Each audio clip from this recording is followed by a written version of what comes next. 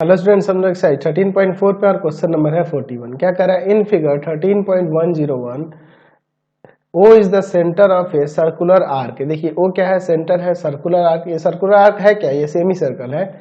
And AOB is a straight line. AOB क्या है? यहाँ पे स्ट्रेट लाइन है।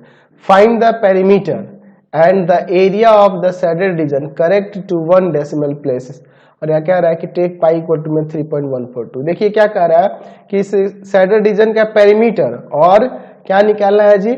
इस शेडेड रीजन का एरिया भी फाइंड करना है। चलिए हम लोग देखते हैं in triangle A B C. इस ट्रायंगल में एंगल सी 90 डिग्री है, तो यहाँ पे लिख सकते हैं कि A B square equal to में ए सी स्क्वायर और प्लस का बी सी स्क्वायर। कैसे होगा? बाई पाइथागोरस से, बाई पाइथागोरस थ्योरम। ठीक है, चलिए अब इसके बाद हम लोग देखते हैं यहाँ पर A B square equal to में क्या हो जाएगा? यहाँ पर ए सी यानी कि 12 का स्क्वायर और ये आपका 16 का square. A B square equal to में 12 का स्क्वायर हो जाएगा 144 और 16 का स्क्वायर हो जाएगा 256। A B square equal to में यहाँ से आ जाएगा कितना? 400, यानी कि अब ए बी इक्वल टू में लिख सकते हैं रूट अंडर 400 सेंटीमीटर, यानी कि ए बी इक्वल टू में आ जाएगा 20 सेंटीमीटर।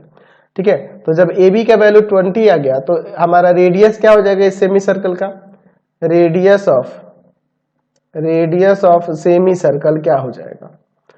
सेमी सर्कल का रेडियस क्या हो जाएगा? तो क्या हो जाएगा? डायमीटर का हाफ, यानी कि 20 बाई में 2 सेंटीमीटर, यानी कि यहाँ पे 10 हो जाएगा। 10 सेंटीमीटर रेडियस हो जाएगा। रेडियस आपका 10 सेंटीमीटर हो गया। अब चलिए हमें क्या निकालना है? पहले कह रहा है कि पेरीमीटर हमें निकालना है, तो लिखते हैं perimeter of shaded region. Perimeter of shaded region क्या हो जाएगा? शेडेड रीजन क्या हो जाएगा? पेरीमीटर, चलिए शेडेड रीजन क्या हो जाएगा पेरीमीटर इसका? चलिए तो हो जाएगा यहाँ पर AC प्लस का BC और प्लस में ये वाला ना, है ना, सरकमफ्रेंस ऑफ सेमी सर्कल। ठीक है ना, यही ना ऐड हो जाएगा। चलिए अब इसको देखते हैं यहाँ पर। तो देखिए AC का वैल्यू कितना है? 12 सेंटीमीटर, BC का वैल्यू 16 सेंटीमीटर और सरकमफ्रेंस जो हो जाएगा सेमी सर्कल का वो पाई आर हो जाएगा। ये दोनों मिलकर 28 सेंटीमीटर और प्लस में पाई की जगह 3.142 यूज करने के लिए कह रहा है। और आर का वैल्यू है यहाँ पर 10।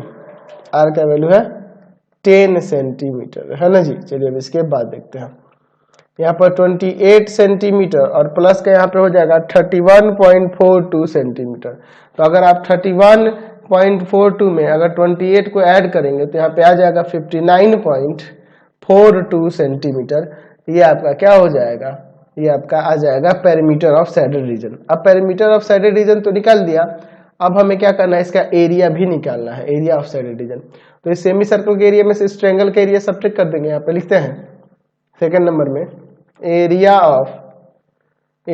ऑफ शेडेड रीजन जो होगा, शेडेड रीजन वो क्या होगा? तो area of semi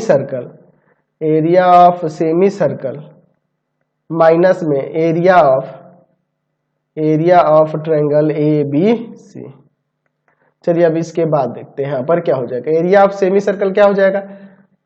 half of pi r square और एरिया ऑफ ट्रायंगल क्या हो जाएगा? 1/2 AC और इनटू में आपका BC।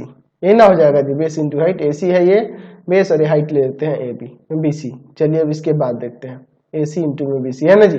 चलिए अब देखिए 1/2 इसके जगह पे 3.142 और R का वैल्यू है 10 इंटू में 10 सेंटीमीटर स्क्वायर प्लस में 1/2, सॉरी माइनस है ना, माइनस 1/2 AC का वैल्यू कितना है? तो AC का वैल्यू था आपका 12 और BC का वैल्यू कितना है? 16 सेंटीमीटर स्क्वायर, है ना था। इसको हम लोग काट देते हैं 6 टाइम्स में। यहाँ पे देखिए इसको हम लोग काट सकते हैं, यहाँ पे कितना टाइम्स में कट जाएगा? तो 3.142 है, इसमें डिवाइड कर देना हमें 2 से, तो आ जाएगा 1.571।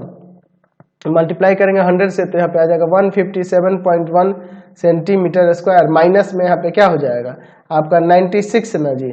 चलिए अब यहाँ पर क्या आ जाएगा? 96 सेंटीमीटर स्क्वायर।